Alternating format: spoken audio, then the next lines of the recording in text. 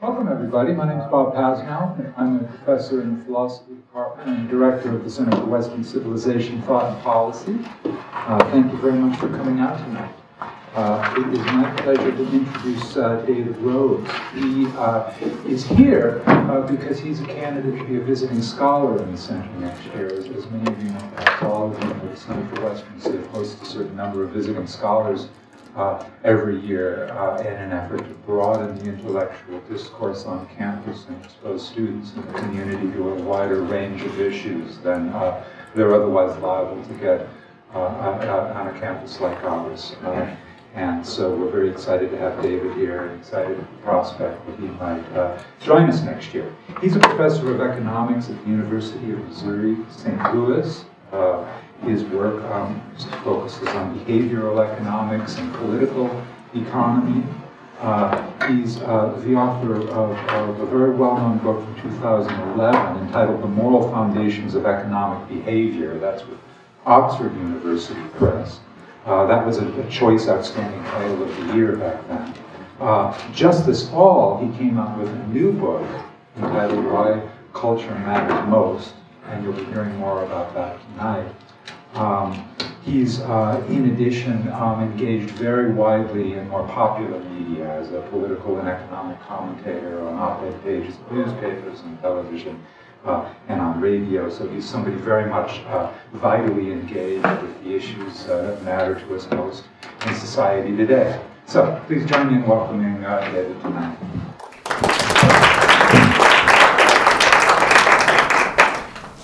Well, thank you, Bob, for that kind introduction, and thank all of you for being here tonight. I appreciate your time. I know it's precious, so I'll try to make it worth your while. So, let's begin. Why culture? Really, I mean, I'm an economist. I'm supposed to be interested in things like GDP and interest rates and inflation. So why do I write books about things like morality and things like culture? Rest assured, I still love economics. Virtually everything we hold dear in life is irrelevant if we don't get our economics right. I don't believe that economics is in need of some kind of major overhaul. I don't believe that economics is in any way wrong. That doesn't mean we get everything right, but for the most part, the corpus of economics today is spot on. I just happen to believe that if our goal is explaining the differential success of societies, modern mainstream economics is just not enough. Before the end of the 20th century, economists had, for the most part, already figured out how free market systems work. They had also figured out why free market systems do such a good job producing mass flourishing. But few of the policies that free market economists advocated did little to improve the matters in many struggling societies. We were long on policy advice, and we were short on good policy outcomes in many countries throughout the world. This led to mounting frustration that came to be known as the development puzzle. It led economists to wonder if there was more to the story. Maybe they were missing something, leaving something out that was critical, and that something was leading to grave policy errors. Some turned their attention to the role that institutions might play in providing a foundation for market societies. New institutional economists like Kaus, and Alchin, Demsetz, De Soto, Greif, North, Ostrom, Williamson began to exert increasing influence on research in economics and on policy. More recently, famous economists like Daron Acemoglu and James Robinson have strenuously asserted, lest there be any doubt about it, that the answer to the development puzzle is, and I quote, institutions, institutions, institutions. But despite the best efforts of organizations like the IMF, the World Bank, and a great many NGOs to put all of this new research to work as policy, the majority of the world's population was still not enjoying anything close to what Edmund Phelps called mass flourishing. I think there are three big problems with this institutions, institutions, institutions explanation to the development puzzle. First, institutions are just basically how we do things. They're the patterns of behavior that we come to expect and come to depend upon when we interact with other people in a variety of ways. These patterns give us reassurance that we won't be cheated, because if something's done the same way every time, you know that we won't be opportunistically victimized by others. But the problem with that being an explanation is it's impossible to imagine a high-performing economy in which we do everything the wrong way, in which our institutions aren't effective. So the institutions explanation is a bit of a tautology. It's like being asked, why did the building burn down? And then answering, there was a fire. Similarly, someone could ask, why are so many people in the society in poverty? And saying, it has inadequate institutions. Okay, fine, that's not incorrect. It's almost true by definition. But it clearly begs the question, why are the institutions so inadequate? Second, we already know a great deal about how institutions work. The institutional economists I just mentioned and the students, their students and so on, have been working hard and doing really a very good job sorting all of this out. So if institutions are the ultimate key to success for societies, then why don't struggling societies simply adopt effective institutions? There's plenty of proven templates, and there's plenty of rich societies eager to assist with their implementation. The same could be said for adopting effective policies and leaders. We know what good economic policies look like. This is not some deep mystery. We know what good leaders look like. We know what good leadership looks like. Now, it's easy, because of all of this, some people have suggested that, well, that's all well and good, but the real problem is corruption. So we might know how good leaders would act, but that doesn't mean we'll have good leaders. Doesn't mean we won't have people who won't abuse their power. And it, of course, is very easy to imagine how dictators who put the welfare of themselves and their families and their cronies first could stifle development and growth through self-serving decision-making and policies. That's certainly true. But why then do some countries repeatedly elect highly corrupt leaders, even in what appear to be fair elections? If the answer is that all of the candidates were corrupt, okay, then that begs the question of why is it that all the candidates are corrupt? We just keep having question begged after question. The third problem with the institutions explanation is that many thriving free market democracies are currently in the process of unwinding many of the institutions that made them successful in the first place. Maybe the real problem is that some societies, in some societies, there's very important institutions that simply cannot be chosen and simply implemented. Maybe something else must already be in place for these institutions that are vital for success to work. I came to the conclusion that that something else was culture. But my point here is not that culture matters and institutions don't. On the contrary, I now think that the right way to think about the development puzzle is that it is because institutions are so important that culture is so important, because many institutions can only work well in the right kind of cultural context. Now, the idea that culture is important is hardly news. David Landis is a very famous economic historian who made this famous quote. Of course, he was talking about culture across a whole society. Peter Drucker is a very famous author in the management literature, and he has this quote. By the way, the quote's not original with him, but he's the one who popularized it, that culture eats strategy for breakfast. Of course, now he's talking about culture in a micro sense, like the culture within a firm. But either way, people have understood for a long time that culture is important. Intellectuals used to talk a lot about culture. Anthropologists, historians, and lay people never stopped talking about culture. But recently, a number of sociologists, political scientists, and even some economists have begun to take another look at culture. There's now widespread agreement that culture is simply too important to ignore, even though it can be a very uncomfortable and sometimes even politically incorrect subject. But it's one thing to identify a pattern and to recognize that it is important. It's quite another to explain why the pattern is there. My hope is to make progress on such an explanation. So my work does not compile existing evidence from the work of others or present new evidence that I've developed in my own research to make a stronger empirical case for convincing you that culture matters. Because in my view, that jury is already in. No, what I'm here to do is to try to explain why culture matters most. Now, here's what I think is going on. The purpose of this diagram is to give a little bit of context to what I'm going to be saying. So I'll get back to culture in just a minute, but let's take a look at this for a second. In my view, societal success naturally follows from mass flourishing. It's hard to imagine a society that is truly successful if it doesn't have mass flourishing. Now, that doesn't mean that some societies can't dominate other societies without mass flourishing. That's certainly true. But I wouldn't call that a successful society. If you're truly a successful society, the success isn't limited to just an elite while everybody else is miserable. It means that most of the people in the society are living a good life too.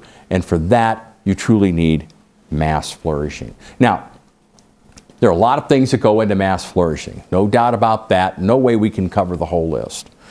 Many necessary conditions, but I would argue that there are two necessary conditions that are near the top of anybody's list of necessary conditions.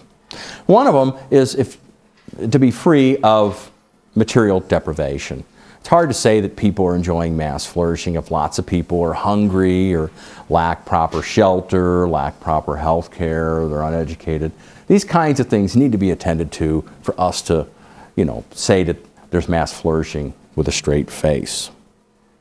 At the same time, most people would not regard a society as enjoying mass flourishing if people are subject to the whims of tyranny. Nobody expects to be completely free in any society. That's a child's expectation. But a mass flourishing society should be one where people are generally free to live their lives as they see fit. And the extent to which their freedoms are curbed by government, they're curbed by government that's informed by those very free people. So freedom is an important part of mass flourishing. Hard to say that a society is experiencing mass flourishing, but a substantial number of their people are not free, or a substantial number of their people are impoverished. It just doesn't make any sense. Well, not surprisingly, general prosperity, which can provide for material welfare, is produced in largest measure, at least so far in human history, by having a free market system. Freedom has a lot of ingredients to it, but one of the most important is democracy. Democracy is important because democracy can act as a check on people who have power over us. Governments must have power in order to do what it does. That's just the way it is. What we need is a mechanism whereby someone who's entrusted with the power of government suffers if they go too far exercising that power. Democracy is such a check. So it's hard to imagine having a lot of freedom without having a democracy. Well, it's no news to anyone that the free market system is based on a number of institutions, free market institutions, no news there whatsoever. And there's no news in saying that democracy is in turn based on a number of democratic institutions. No news there. But what is not so well recognized is that some of these free market institutions and some of these democratic institutions are in fact very highly trust dependent. In countries like the US, we take contractually coordinated business for granted, but people don't do that in all the rest of the world. So we're able to use very, very sophisticated nuanced contracts to carry off very, very complicated deals, in large part because we don't expect the people on the other side of the contract to be spending all of their time trying to figure out how to cheat us. And we do expect that if there is a conflict that arises, that the judiciary can be trusted to be impartial in trying to sort out a good decision. Low trust undermines trust-dependent institutions that make it easier for us to work together. make it easier for us to get things done, just to put it simply. So in economics, we say that low trust societies drive up transaction costs, and this makes us poor. We also take democracy for granted, but if most people don't trust voting outcomes, this of course invites all kinds of intrigue and even outright tribalism. So, growing and sustaining a free market democracy requires the rich soil of a high trust society. The crux of my point today going forward is that culture matters most, because this thing upon which everything else depends in turn on culture. High trust societies require both small and large group trust. Because we evolved in small group trust comes pretty naturally to us, and as a result, being able to cooperate well in small groups comes pretty naturally to us. Large group trust, though, does not come naturally to us because it doesn't really have any reason to. The first 99.999% of our evolution did not take place in the kinds of groups that we cooperate in on a routine basis today. Most of our evolution took place in very, very small groups, so our genes have done a pretty good job helping us behave in ways that support small group trust. I shall argue that high trust societies are high trust not because there's a lot of trust going on, because you can go to almost any society in the world and find lots of trust. That trust is small group trust. It's written in our genes, so we do it well everywhere. Where the variance in trust exists is mostly in large group trust. It is large group trust that varies greatly. It is large group trust that is comparatively rare. If you're trying to explain a phenomenon like the differential success of societies, you're not going to get very far with an explanatory variable that's basically equal across all states. You're going to need something that also varies. Large group trust does. I shall argue that high trust societies are therefore a product of massive intergenerational investment in human capital that takes the form of certain kinds of moral beliefs. These beliefs are, by definition, parts of culture, and these beliefs must also be culturally transmitted. There's no other way to get the job done. So my central claim is this: it's culture, not genes, geography, institutions, policies, or leadership that ultimately determines the differential success of societies. And why is that? Well, that's because just as institutions provide a well-known foundation for thriving free market democracy, culture provides a foundation for many of these institutions. Okay, been talking a lot about culture, been saying all kinds of big, bold statements about culture. Might be nice to be clear about exactly what we mean by culture. That's a fair question.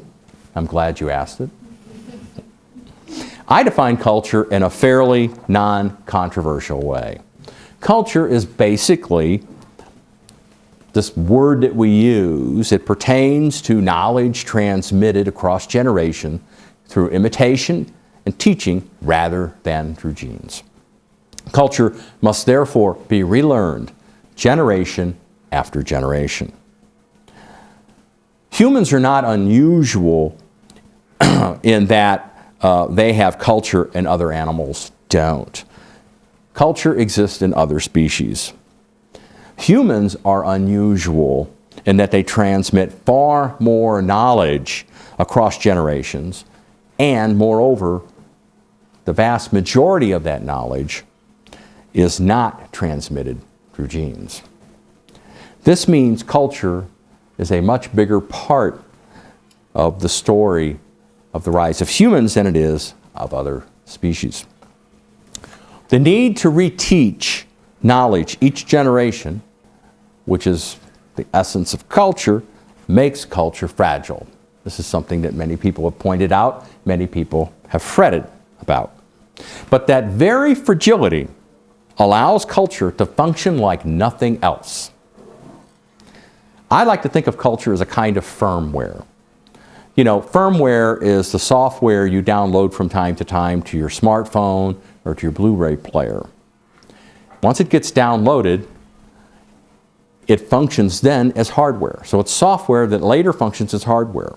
When you're actually using your smartphone or actually using your Blu-ray player, it is fixed like hardware. But it can be changed from time to time like software. It's somewhere in another world between software and hardware. So we invented a word called firmware. Culture is kind of like firmware. Analogously, culture is, for the most part, fixed at the moment of decision. So in a way, it encodes our behavior much like our genes do. But unlike genes, culture does not require many generations to change. So culture is far more flexible than genes. A capacity for culture, therefore, gives a species a means for far faster adaptation to changing conditions than otherwise.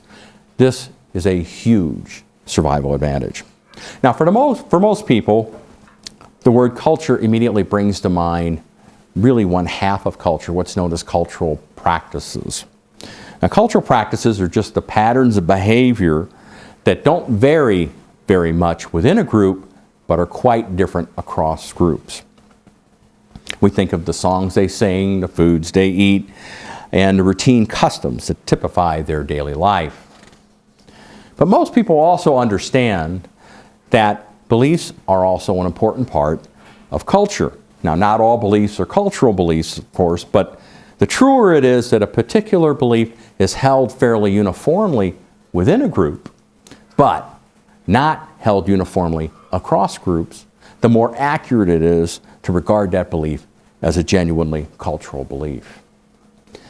And most people understand that an important set of cultural beliefs is the set of prevailing moral beliefs.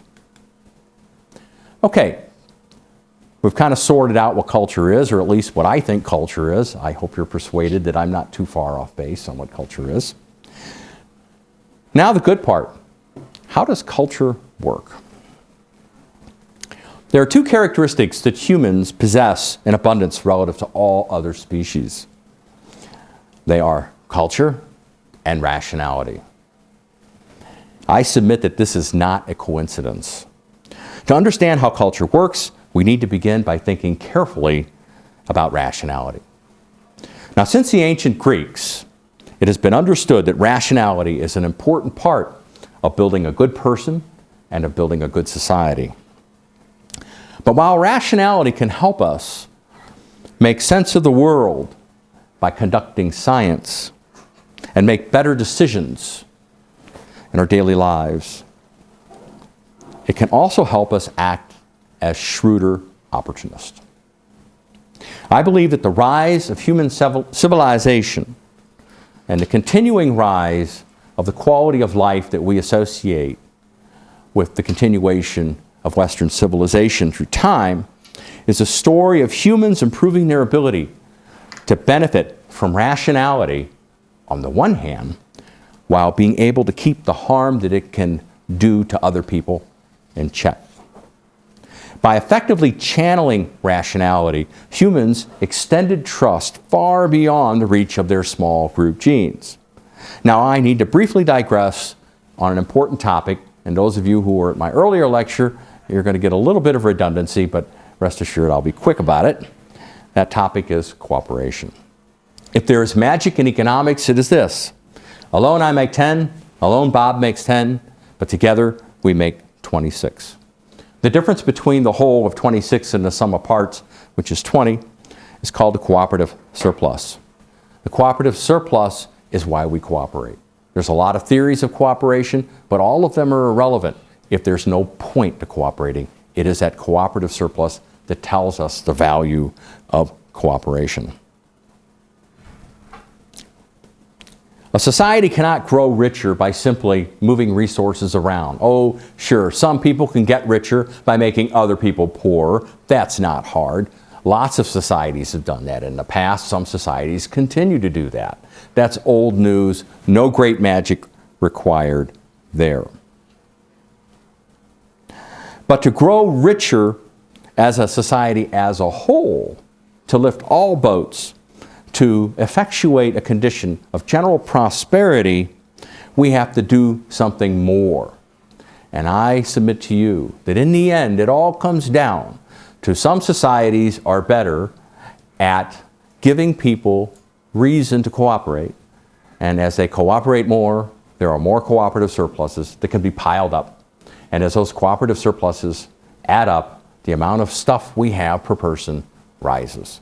That is the first step to prosperity. At the beginning of our example, there were 2 people in the story, there were 20 units. At the end of our example, there were 2 people in the story, there was 26 units, 30% more. That's where the magic is. The name of the game is to get as much of that kind of behavior going as possible. Adam Smith drew appropriate attention to a very important form of cooperation, working together to effectuate the gains from specialization through the division of labor. The power of Smith's argument is evidenced by the fact that large group cooperation is in fact very common in nature. There are many species of social insects, and they dominate the planet both in count and in biomass. But this large group cooperation arises from very precise genetic coding of behavior on a pretty strict if-then algorithmic basis. This makes adaptation to changing circumstances essentially impossible within any given generation. I submit that culture matters so much to humans because cooperation matters so much. But as Yuval Noah Harari pointed out in his wonderful book, Sapiens, even better is flexible cooperation since it can be adapted to immediate circumstances. I mean, it's kind of hard to quibble with the proposition that flexible is better than inflexible, all else the same. But while flexible cooperation is indispensable, it's not enough to explain the rise of humans, because flexible cooperation is not limited to humans. Chimpanzees, orcas, wolves, and a whole bunch of other species clearly cooperate in a flexible way. But these other species, while they cooperate in a flexible way, do not cooperate on the scale of social insects or modern humans. Only modern humans are capable of very flexible cooperation in even very large contexts. We're the only ones, and that's why we live like this and the other species don't. Now, flexible cooperation by its very nature requires decision making. We decide to change the way we cooperate by deciding to do something different. Almost by definition, traits that support irrational decision making would die out. Conversely, traits that support rational decision making should produce better payoffs and be reinforced. As primates evolved, they evolved more advanced mechanisms for rational decision making that facilitated ever more flexible cooperation and therefore allowed them to outcompete other species and other groups within their own species. There's little doubt that flexible cooperation co-evolved with rationality and rational decision-making in general. Unfortunately, an increasing capacity for rationality increasingly opens the door to opportunism. I already alluded to that downside of rational thinking. Economists and game theorists call this kind of problem a social dilemma. Because we cooperated in small groups for a very long time, we have evolved very strong mechanisms, like feeling guilty when we harm someone, to deal with social dilemmas that frequently arise in small group contexts. As the size of a group rises, however, many of these mechanisms falter.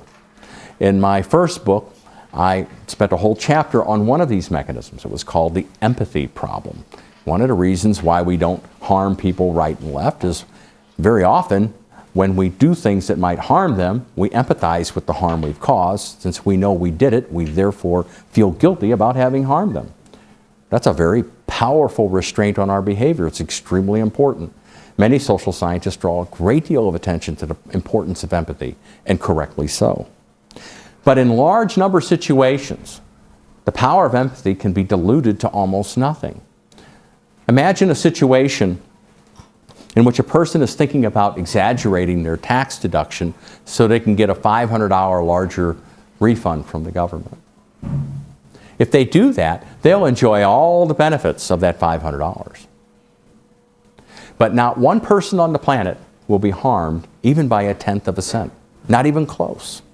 Because the harm from the government getting $500 less money is divided over far too many people for any individual person to be noticeably harmed.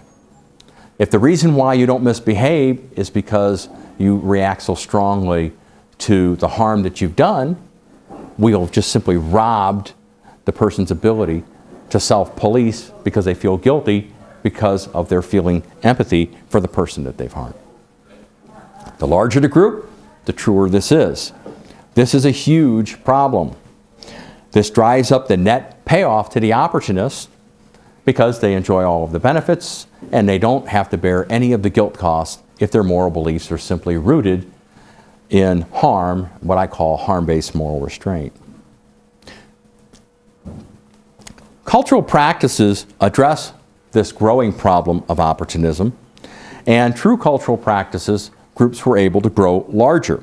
The way they did it was as a group grew larger, and so behavior got more complicated, the practices would become more detailed and more refined to craft even more precise patterns of behavior to alleviate the problem of opportunism by having patterns that didn't leave any door open for opportunism.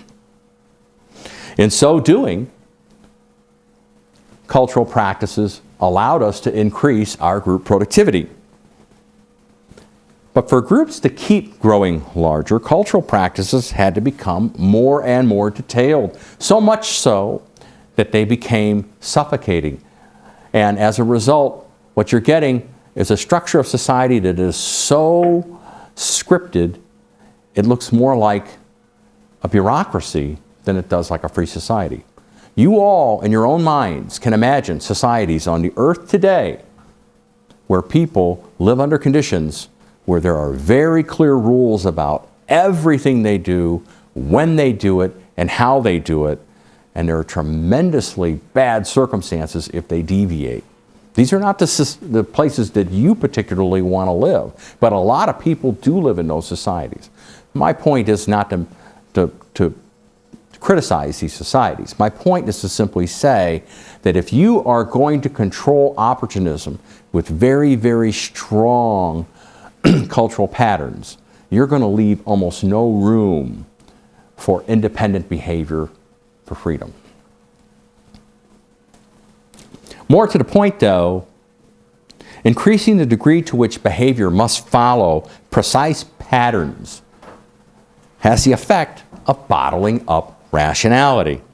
Our minds get used to automatically searching for the appropriate then response whenever confronted by any given if circumstance. We just simply do what we think we're supposed to do. Precluding opportunism by scripting behavior has the effect, therefore, of taking all other possible actions off the table and out of consideration. When circumstances never change, this doesn't present much of a problem because over time adaptation can produce better decision protocols. But when circumstances do change, it creates a tremendous problem because it means the best possible action, either for the individual or the common good, has no chance of being picked unless you're incredibly lucky. Strict cultural practices thereby reduce the likelihood that an action that will best promote the common good will actually be taken. This negates some of the social advantages of flexible cooperation, which makes perfect sense. I've already argued that flexible cooperation and rationality almost certainly co-evolve. If you bottle up rationality, you're not going to be able to benefit as much from flexible cooperation.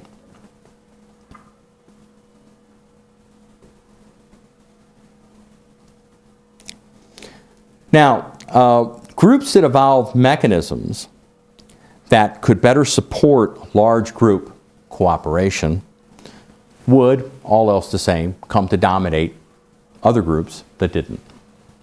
Groups that got better at flexible cooperation would come to dominate all others, all else the same than those that didn't. But as I've already said, it becomes increasingly difficult to engage in flexible cooperation as group size get bigger if you're going to rely on cultural practices. This means that we are in a situation where if groups get bigger, they become less flexible. If they're flexible, they can't get bigger. Group size and flexible cooperation end up being traded off against each other. Now, this means that there would be huge advantages to bottling up opportunism in large group contexts. Now, why would that be the case? Well, in that way, if you could bottle up opportunism, then there would be no need to use strong cultural practices to avoid opportunism. So in a large group context, you could allow rationality to work its magic. As groups grew larger, those that found ways to better combat large group opportunism were therefore able to more fully unleash the power of flexible large group cooperation and dominate those that did not. One way to break open the floodgates of flexible large group cooperation would be for moral beliefs to evolve that pre-rationally foreclose opportunistic actions. This would address the problem of opportunism by basically robbing it of the power of rational calculation. So let me expand on that just a little bit. What I mean is, if you have a group and they evolve moral beliefs that say, hey, any kind of behavior that would support opportunism in general or untrustworthiness in particular, that's off the table. We never do that sort of thing. So in the economist model of rational choice, you have preferences and you have constraints. Basically what you're saying is that part of their preference set is redacted. It's not even there. If that's true, then that means the person never even thinks of behaving in an opportunistic way, never even thinks of behaving in an untrustworthy way. So, that being the case, the power of rationality never gets put to work effectuating that outcome to make them better off. But unlike if-then encoding a behavior through cultural practices to solve the problem of rational opportunism, using moral beliefs in this way to effectively redact the action set would leave rationality otherwise unbounded for scientific inquiry and decision-making that drives socially beneficial, flexible cooperation. One way to think of this is just as the genes encode behavior to circumvent rational opportunism, as it does with social insects, moral beliefs can encode behavior through moral tastes that exert their influence over decision-making upstream of rational calculation. In this case, one does not refrain from being untrustworthy because of external incentives from external institutions, but because being untrustworthy has been redacted from the set of actions over which rational decision-making is conducted. Some institutional scholars would scoff at this discussion, and they would say that, you know what, the problem with this is that culture doesn't really add much to the story. Culture doesn't add much because we already have this idea called informal institutions. And much of what you would call culture is just simply informal institutions. Now, it's certainly true that many cultural practices are functionally equivalent to informal institutions. But you'll notice I have not argued that culture matters most because cultural practices matter most. On the contrary, I've argued that culture matters most because the part of culture that amounts to moral beliefs can be used to solve problems in ways that nothing else can. So, culture is not what I think, instead of thinking of it as the way that institutionalists that emphasize informal institutions would, I think that perhaps cultural beliefs evolved to become a superior substitute to cultural practices. If you're going to equate institutions with cultural practices, fine. Then that means it evolved in a way to act as a superior substitute to informal culture. Because the latter has the effect of suppressing rationality, being cultural practices, while the former need not necessarily do so. Simply taking some actions off the table doesn't require that we script behavior and therefore leave rationality no room to breathe. So perhaps institutions did not become more important than culture to unleash the modern world. Perhaps cultural beliefs became more important than cultural practices to open the door to large group trust and flexible large group cooperation. Okay, so how exactly does this work? I seem to be talking around it. I'm saying a lot of things that are hopefully interesting, but they're kind of hanging in the air. They really aren't tied together. Let me try to tie it together a little bit more for you. The foundation of a high trust society really comes down to this, that it is rational for people to presume that others can be trusted in most circumstances because there is a social norm of trustworthiness. There have been people who do work in trust, and they argue that a high trust society is super important, and therefore we should encourage people to be willing to extend trust, and then they make a positive feedback story about how this makes everything wonderful. Eric Uslander is the most famous person for making this argument. I think that argument is a failed argument. Even if you talked everyone into extending trust without question to everyone else all the time, it wouldn't take very many untrustworthy people in the story for that to be a failed strategy for them to suffer mightily at the opportunism of those who are untrustworthy. The reverse, though, works just fine. If you have a whole bunch of people who are trustworthy, you can have some people who are willing to extend trust and some who aren't. Those who extend trust do just fine because everybody's trustworthy. Those who don't extend trust suffer lower payoffs because they're missing out on all the opportunities to transact that they would, because they're too suspicious. So, a norm of trustworthiness can support a convention of extending trust. But a convention of extending trust does not produce a norm of trustworthiness. In fact, it would produce the opposite. With a bunch of easy marks, there'd be even higher returns to untrustworthiness. It all starts with a social norm of trustworthiness.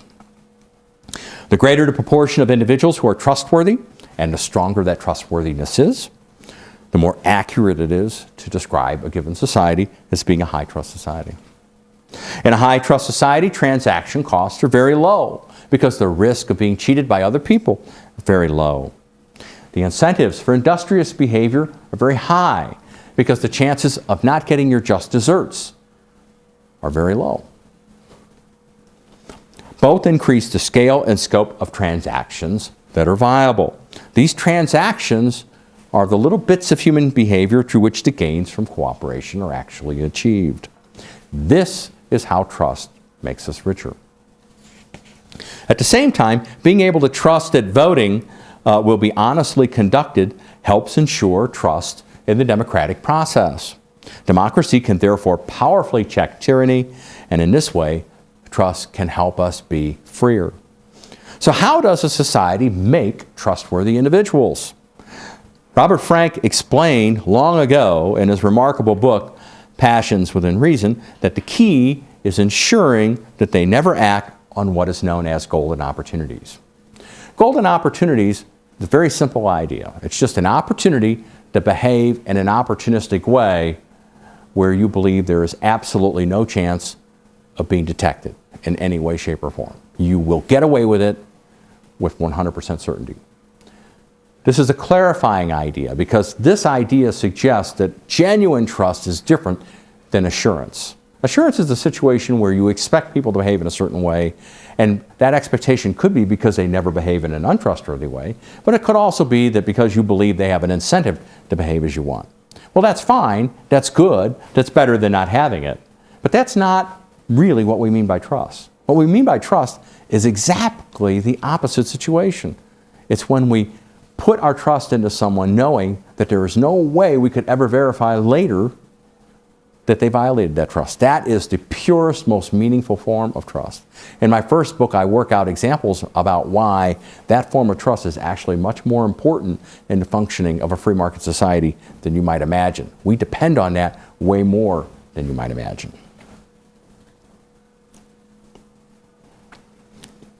Now, in my first book, I also explain why if people possess moral beliefs that produce a strong sense of duty to never behave opportunistically, what I call duty-based moral restraint, then untrustworthy behavior is essentially redacted from the set of possible actions for that person. This has the effect of encoding behavior by eliminating it from rational consideration. Now, you've got to be very, very careful about what I'm saying here. When I talk about encoding behavior, your brain naturally thinks of an if-then kind of thing. In an action set, you naturally think of, oh, you've made sure that this will happen. But that's not what I'm talking about. I'm talking about encoding behavior in a completely different way. I'm talking about encoding behavior in the sense of removing certain things from the action set and otherwise leaving it open. The example I like to give is suppose that you live next to a Cineplex with 10 movie cinemas. And you have kids and they're kind of young and they can walk up and watch the movie. Is it not obvious that there's a huge difference between a parent saying, you can go, but you can only see this movie or this movie, versus saying, you can go, but you will not be seeing this movie or this movie? Those are very different things. And what I'm suggesting to you is that duty-based moral restraint gives us a way to redact certain actions, not prescribe what people will do, but prescribe what they won't do, leaving what they will do to their discretion. In other words, leaving them to use their own rationality to go about making their choices in their own way. Doing this is the trick to making people unwilling to behave in an untrustworthy way, even in the face of golden opportunities. So what duty-based moral restraint does is it works by putting opportunism outside our conscious thinking. But here's the beautiful thing. It precisely takes only the opportunistic part of rationality off the table. This makes scripting behavior through cultural practices that crowd out opportunism completely unnecessary. If someone isn't even going to think of behaving as an opportunist or isn't even going to think of behaving in an untrustworthy way, there's no reason to suffocate rationality, because that's the only part of rationality that we're afraid of. Duty-based moral restraint is so important because it gives us a way to deal with opportunism without having to crowd out rationality altogether. Now, this sounds too good to be true. So what's the catch? Well, there's always a catch, right? The catch is that the self-adoption of duty-based moral restraint or of moral beliefs that effectuate duty-based moral restraint is, you guessed it, irrational. In the absence of morality, no one would rationally choose to have moral beliefs that foreclose acting on golden opportunities. Doing so would contradict the definition of rationality or the definition of a golden opportunity. Just think about it for a minute. There's no way to get from here to there. If the only reason why you have the moral beliefs you do is you rationally pick them, you would never pick ones that give you worse payoffs, unless you're irrational, in which case you wouldn't have rationally made that choice. So, if a society wants to be a high-trust society, so it can enjoy all the benefits of being a high-trust society, somehow it has to get such moral beliefs into the brains of its citizens. How were some societies able to deal with this rationality catch-22? The answer, incredibly, is again, culture. Remember that I said that the need to reteach cultural beliefs each and every generation is both a blessing and a curse. The blessing is that this intergenerational transfer of knowledge allows the present generation to decide what the taste of the next generation will be. This circumvents the rationality catch-22 problem, because society isn't expecting its citizens to irrationally choose to adopt trust-producing moral beliefs for themselves. There's no need to. They already have these beliefs by the time they're adults. Think about it for a minute. A hallmark of any culture is early childhood education. This is so universal because it works so well. It works because the younger a child is when she learns something, the more likely she will not appreciate the full ramifications of treating what she has learned as an immutable fact of life as an adult. If such a belief is drummed in early enough, often enough, and strongly enough, by the time she is old enough to fully understand the cost of not being able to gain, say, $1 million at no risk by behaving in an untrustworthy way, long ago she came to view being untrustworthy as unworthy of even consideration. Indeed, her brain doesn't even waste resources treating this as an open question. So she isn't trustworthy because of her moral rectitude and its ability to overcome temptation. She's trustworthy because she isn't even tempted in the first place, because she doesn't really contemplate being untrustworthy in the first place. Being untrustworthy never crosses her mind. The best societies are filled with lots of people like that. In such societies, it's simply much easier to get things done.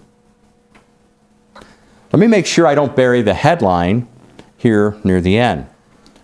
The cultural transmission of trust-producing moral beliefs results in the present generation choosing the beliefs for the next generation. This separates the decision to have certain beliefs from the consequences of having to abide by them later in life.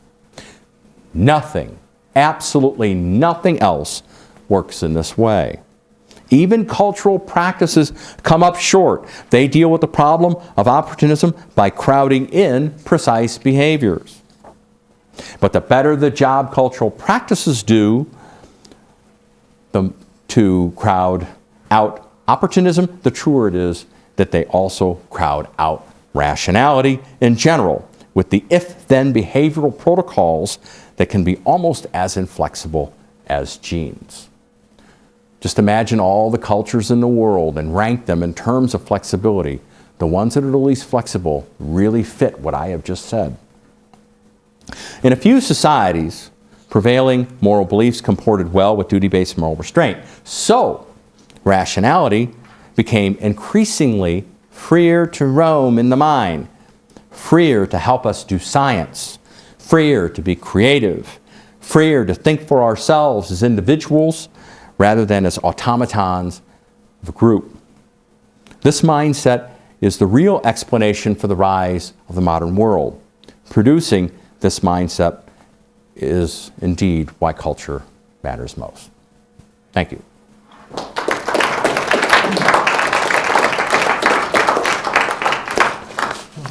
People, or do you want to do that yourself? I don't mind. We have a small enough group I can just point. Okay. I'm told it's impolite to point, but okay, you. How about that? Yes? So I wonder if you could say something about sort of an alternative explanation which sort of has culture as a place where culture plays a role, but where it's sort of hard to assign like a weight or like a most or least to culture, which is like sort of a story of gene culture. You could even add institutional evolution, co-evolution, right? Mm-hmm. So like Joe Henrich in his book sort of makes the argument that there's sort of gene culture co-evolution, and one takes place probably more slowly in the case of genes, and culture can sort of adapt around that. But then there's a clear relationship. Humans offload things onto culture that they no longer need their genes to do, right? We can walk upright for that reason. And so like it's not really right to say there that culture is the thing causing it. It's sort of this co-evolution that's causing the prosperity of humans relative to other species in that case. I agree completely. I read Joe's book before it even came out, and I cite him in my current book. And I'm very fond of Herb Gintis's work on gene culture evolution, and Rob Boyd's and so on and so forth. So I quite agree. I do not believe this is an institutions versus culture story in any way, shape, or form. Institutions can affect culture. Culture affects institutions. Both of these things happen at the same time. In a story where you have lots of necessary conditions, you have a situation where it's almost foolish to talk about what is ultimately more important. However, if one explanation can't even get into play without another explanation being in play. In other words, if trust matters, and so you have highly trust-dependent institutions, and it can only happen with culture, you can have two necessary conditions where one is, in a sense, a kind of first among equals. So I think that culture, when I talk about culture matters most, you'll notice the setup in my talk was very carefully contrasted with institutions. There's this wave in economics right now that has kind of gone heavy into institutions. And what I'm saying is not that institutions don't matter and culture does. What I'm saying is you guys have dismissed the importance of culture, and you're wrong to do so. They both matter. Each affects the other. And if you're going to pick one as being primary to the other, two things can be necessary, but one can still be primary. I think culture is primary to it. But I don't disagree with anything you said about Joe's position. And in fact, I invoke some of his central arguments in the first chapter of my book. Yes? You have a question. Your argument is much about culture and societies leading to more economic output, wealth in a particular country. But in the modern economy, an awful lot of what happens takes place globally, with different things happening in different cultures. And so I'm thinking about the trade tariff conflict that we have with China right now in the United States. It's a puzzle, given your argument, why so many American companies would have located their manufacturing capacity in China, where much of the intellectual property gets stolen and turned into competing products, but without the overhead, the infrastructure cost of developing those ideas. I'm trying to make sense of why companies would have rationally chosen China, given everything you just said, given rampant intellectual theft of the production processes and what goes into making those products, and what can be done about that. I mean, it sounds like, if you're right, that somehow children need to be trained differently in China or something. So that's across culture. And most of the big stuff that we do anymore is cross-cultural. I mean, Toyota, I'll ask, that's the question mark, but the head of Toyota, I think just this last week, said there's no such thing as an American automobile. And I think he's right. It's come from so many different parts of the world that it's not like they're built, that there's anything built in America that's American or anywhere else, any other product. There's a lot of moving parts in your question. The key one, though, is that it's not one culture. It's not one society. Oh, absolutely, absolutely. And yet that's where the sharing, the cooperation, somehow it's happening across these different places. Well, the first thing that I would mention, I used to do a lot of work on China and Chinese economic growth and development, and even a little bit of consulting on China. And China is a very interesting case because there were many companies that tried to go into China and do the sorts of things you're talking about, and they were clobbered almost immediately, and then they left. You don't know about them. Why? Because if you're the guy who talked the board into going along with doing this and you got clobbered, the last thing on earth you want to do is publicize to the world and your shareholders that you were mistaken. So a lot of these companies went in and then went out. So that's part of what happens. I don't know that there's a good answer to your question. What you're basically saying is, well, wait a minute. It's harder to have a high trust world than a high trust society. Harder to have a high trust society than a high trust subgroup. That's absolutely true. In fact, let's take your argument and run it in reverse. Groups that do a good job sustaining small group trust, but not a good job sustaining large group trust, might not do as well as other groups, even if both groups are in a high trust society. And there are groups of economic balkanization in the United States, for example, and some of that is going to be the result of trust beliefs that are there, but they don't have the kind of structure to produce a kind of duty-based moral restraint that's required to have the level of trustworthiness that we come to take for granted in a thriving free market democracy. I stipulated at the very beginning that the kind of trust that can sustain, the kind of moral beliefs that can sustain large group trust represent a massive intergenerational investment in human capital. Anything that gets in the way of that massive investment in any particular group is going to undermine that particular group's ability to thrive in a society that has gotten used to trust conventions of a high trust society. So I don't disagree with anything you say. My point, my response to you would be, yeah, it's worse than you think. We don't have to go to another country to see the problem. So I believe we don't help ourselves when we don't try hard enough to make sure that all children in the society are exposed to ideas that can help them think about morality in a way that preserves their freedom on the one hand, but makes them think in terms of not doing the moral don'ts as primary to doing the moral do's, because that's really the line of demarcation in thinking about morality that produces somebody who is very steadfastly trustworthy. The people who aren't trustworthy are not untrustworthy about everything all the time. What they tend to do is they tend to rationalize being untrustworthy in certain circumstances.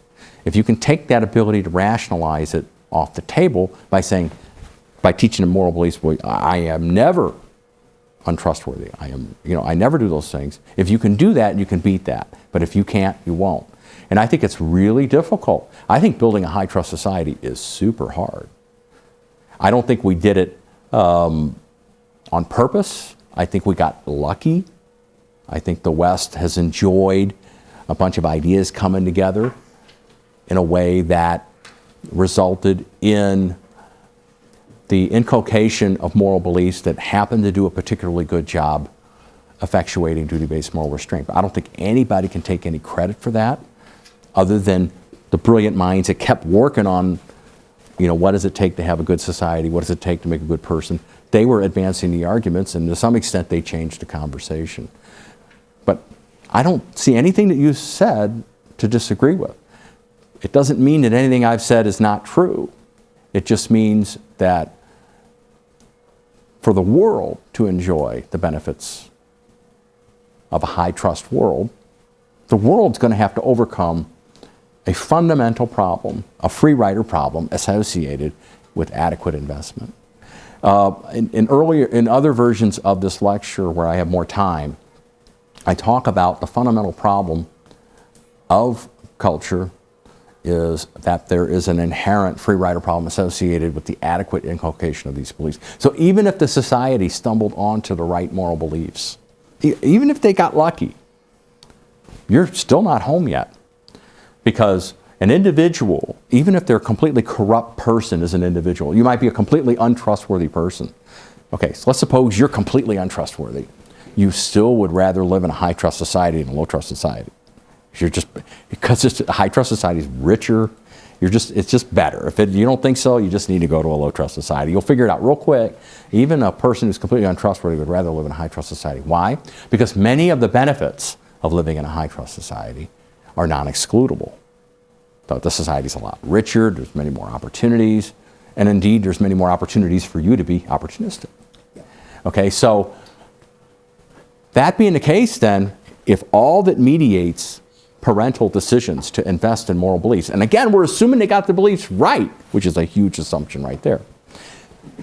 If all that's mediating that is their desire to help their child do well because they love their children, so they're rationally trying to do that, they still aren't going to invest enough to best promote the common good, because they're not going to account for all of those spillover benefits that they're realized from having a critical mass of high trust people.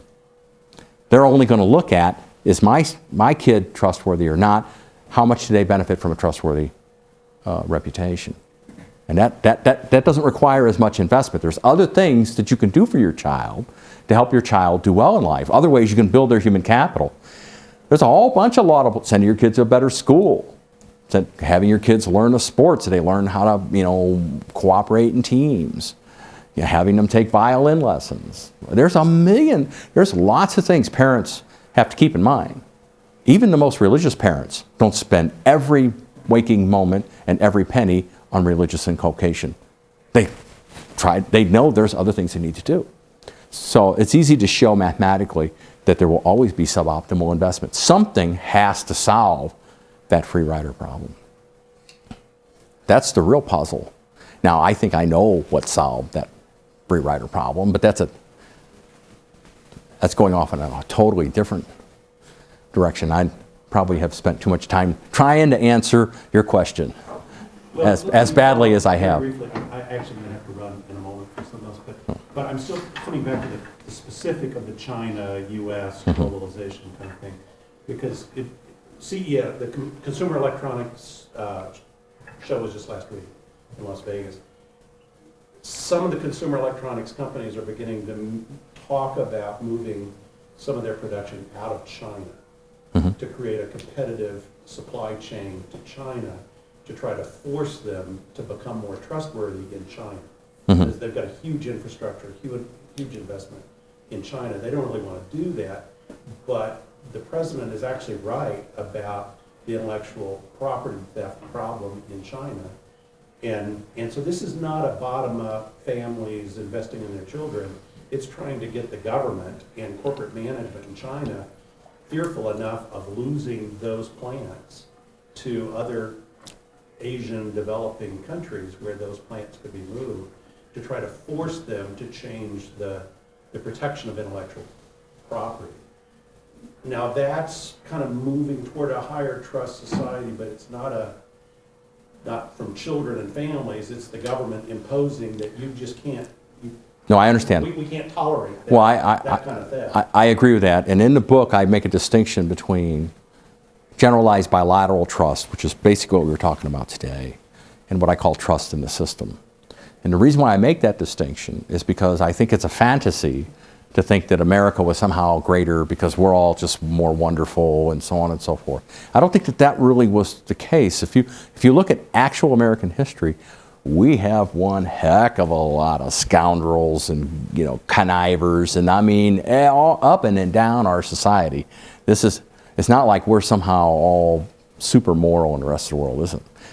But the thing that we had that was different is we had an incredibly high level of trust in the system.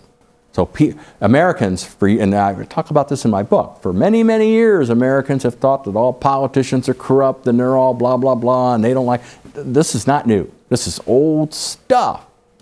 But they still believed that if they did come up with a better mousetrap, and they did get together some investors, and they did put together the better mousetrap company, and they did make a lot of money, it'd be their money. They'd have to pay taxes, but still they'd get to keep most of that money and do what they want when they really, really believe that. And that's a hugely important thing. That's something that is not as evident in countries like China, which is why you see so little super creative behavior in those countries. The Chinese, the Japanese, pretty much everybody in the East Asian area where you've got incredibly smart people, incredibly well-educated, they've got everything going for them. They still know and lament that they have such difficulty producing the kind of creative energy that we take for granted in this country. Why is that? What's the problem? Well, I want you to think about the most trust-dependent thing you probably have ever done. Any of you ever been in a rock band? Any of you ever co-authored a paper that's on a really tough subject? Yeah. Genuinely creative behavior is gigantically trust-dependent. And in societies where you're working on technological advances that are no longer going to be made by one person or two person or three people, it's going to be dozens and dozens. They have to trust each other very completely because there's no way to use contracts to obviate opportunism ex post because it's creative. You can't anticipate the changes. There's no substitute for just saying, yeah, but she wouldn't do that. Well, how do you know it? Because she wouldn't do that. But then, in that sense, I mean, if you're in that creative situation, your utility is just coming from, I want to produce this good or this information, and I just want it out there. I don't really care about everything else. That is my main goal. That's why musicians, artists, inventors get screwed a lot, because that's all they care about. You know, there's so many examples of people writing songs, creating art, creating new technology, and just doing deals, and in the end they don't care. Well, it looks like they don't care, but they don't care about the money. No, but they do care about the credit. And they would get mad, no, if you're a musician and you've written a song with somebody else, and then they went off and made a fortune with that song, but it was both of your song, and you know it, and you know that he knows it, but he sold it off, he portrayed it as his song.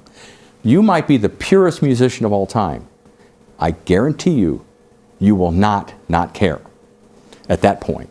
So I still think that while it's, you know, I think one of the most difficult things to explain right now, a real challenge, is shareware. I mean, there's some people who are just brilliant, and they just, you talk about toiling upward through the night. That's one of my favorite poems, Great Heights. These guys toil upward through the night, and for what? To publish. To say, here it is. Here's this new software that's going to turn the world upside down. That is astounding. And that is something that is worth a great deal of research interest. I think I know a little bit about what's going on there. I think what's going on there is something that Bob Frank nailed a long time ago. I've got another question, but Right, go ahead. I mean, it's a matter of degree on the, there's artists that, the magic is the initial creation, and you never get that back. It happens in that first instance. Right. And that's it. And some artists, that's all they want. Artists give their stuff away. I'm reading a book on an artist right now, James Molina. He's a songwriter. He just gives songs to people. That's all he, you know, that's what he gave him his utility. But anyway, I have another question. No, okay, sure. I'm just curious about information technology. I thought you might have mentioned that in your speech. Like, as economists, we know the gains from information technology. How if you've got the right skill set, you can use that, and the firm becomes more productive, and you get paid higher wages. And I think about information technology that way. But just thinking about what you said today, you know, is information, how does it interact with trust, more along the lines that you've been talking about? Because, you know, is it good for spreading knowledge in the sort of smaller micro environment like families, or is it worse? And also, because information technology also today leads to a lot of dissociation. You just see people walking around like in their own worlds, just with their phones, just like bumping into things and not communicating, and that affects trust and affects the ability to see the bigger picture. I'm just curious in comments on that. I have some observations, but the first observation I'll make is I think that this is a situation, you know, the technological revolution is a big thing. It's got a lot of tendrils, and it's going to affect things not one way, two ways, three ways. It's probably like 20, and there's no way they're all going to be good or they're all going to be bad. What I can do is just tell you about something that I've been thinking about a lot lately. And I certainly agree with you that to some extent there's this almost balkanization of existence because of our living in our own bubble, because we can isolate ourselves from other people because we're on the web and all that sort of thing. But here's another way to think about what information technologies and social media in particular is doing. Social media is doing something really different.